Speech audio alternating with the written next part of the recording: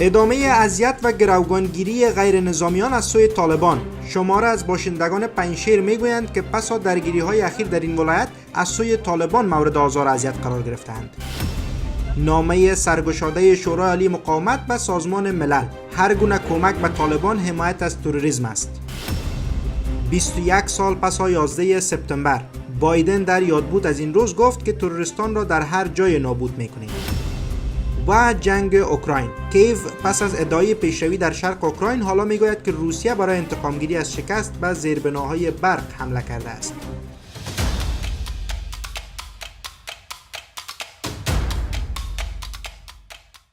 سلام و وقتتان بخیر. به خبرهای ساعت 10 از آماج نیوز خوش آمدید.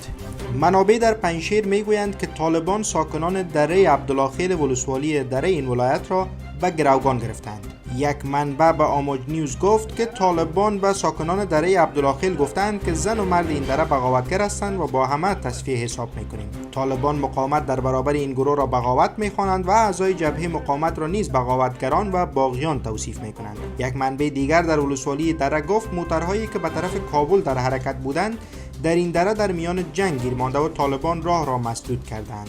به گفته منبع برای چندین ساعت جنگ در منطقه کوگزار دره عبدالله میان جبهه مقاومت و طالبان جریان داشت. همزمان منابع در ولسوالی پریان پنجشیر میگویند که طالبان ایلاق‌های ساکنان این ولسوالی را به آتش کشیدند. طی روزهای اخیر بخش‌های از پنجشیر گواه درگیری شدید میان جبهه مقاومت و طالبان است. جبهه مقاومت مدعی است که به طالبان تلفات سنگین وارد کرده است. مسئولان محلی طالبان در پنجشیر تا اکنون در این زمینه چیزی نگفتند.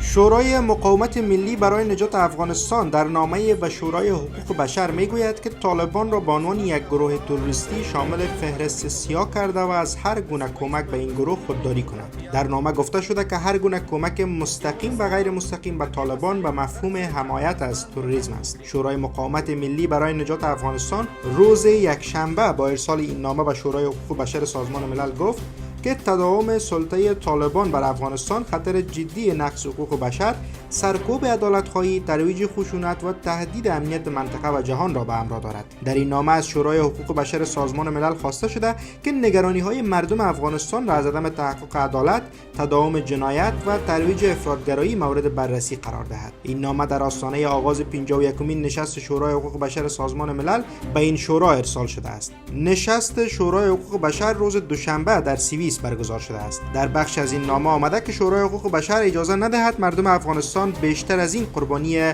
مطالبات برخی کشورهای حامی تروریسم و جنگ نیابتی شوند. شورای مقاومت ملی برای نجات گفته که پناه دادن طالبان به گروه‌های تروریستی منطقه افغانستان را به مکان امن برای این گروه‌ها تبدیل کرده و خطر حمله به کشورهای منطقه و همسایه افغانستان وجود دارد. در نامه گفته شده که طالبان در یک سال گذشته دست به نقض گسترده حقوق بشر زده و باشندگان شمار از ولایت‌های مرکزی و شمالی افغانستان را مجبور به ترک خانه‌هایشان کردند. همچنین گفته شده که در یک سال گذشته دختران از آموزش محروم شده، زنان از کار منع شده و در برابر اعتراض مدنی آنان نیز با خشونت برخورد شده است. در این نامه تاکید شده که افغانستان در پی یک توطئه داخلی و بیرونی به طالبان واگذار شد که پیامد ناگوار در قبال داشت. این شورا گفته است که طالبان کارمندان حکومت پیشین و بزرگان قومی را نیز شکنجه و به قتل می‌رسانند.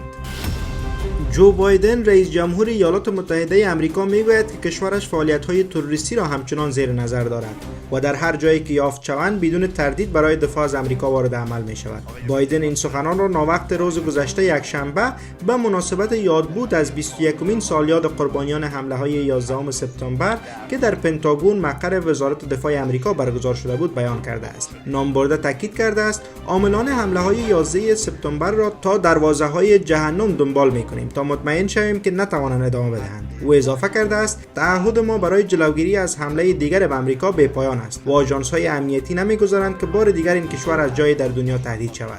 بایدن گفته است 10 سال طول کشید تا آمریکا اسامه بن لادن را پیدا کرد و از بین برد و در تابستان امسال دستور حمله به ایمن الظواهری رهبر شبکه القاعده را صادر کردند. رئیس جمهور آمریکا علاوه کرده است ایالات متحده از تعقیب تروریستان هرگز آرام نمی‌گیرد، فراموش نمی‌کند و دست بر نمی‌دارد و حالا الظواهری دیگر هرگز نمی‌تواند آمریکا را تهدید کند. قابل ذکر است که در 11 سپتامبر سال 2001 میلادی چند عضو شبکه القاعده 4 هواپیمای مسافربری آمریکایی را بودند و به برج‌های مرکز تجارت جهانی در نیویورک، ساختمان پنتاگون کوبیدند و هواپیمای چهارم نیز در ایالت پنسیلوانیا سرنگون شد. در آن زمان آمریکا اعلام کرد که در این رویدادها حدود 3000 نفر کشته شدند.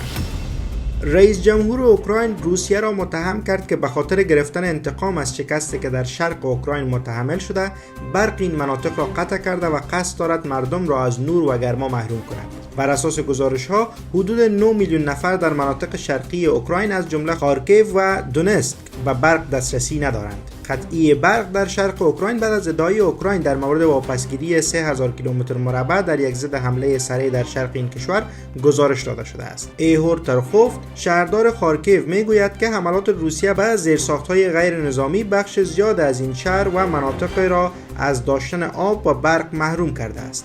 شهردار خارکیو قطع برق را تلاش شرورانه و بدبینانه برای انتقام از موفقیت‌های اخیر ارتش اوکراین خواند.